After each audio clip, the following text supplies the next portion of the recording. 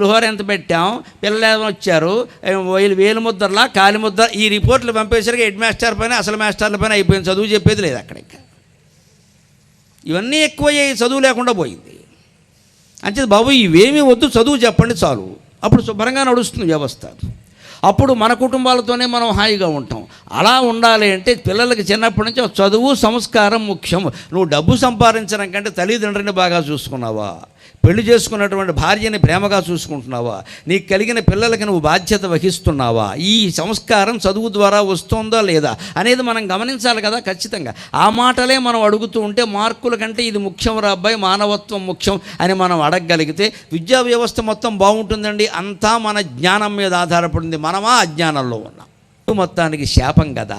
నేను కవిని కాబట్టి పద్యం వెళ్ళగలిగానమ్మా, అంతకంటే నేనేం చేయను. కానీ నాకు భగవంతుడు ఇచ్చిన మరో ఆయుధం. నా కావ్యాల్లో సాగర ఘోష ఎంత ప్రసిద్ధమైందో, నా అవధానాల్లో సహస్రావధానం ఎంత ప్రసిద్ధమైందో, నా ప్రవచనాల్లో సామాజిక వ్యాఖ్య అంత ప్రసిద్ధమైంది.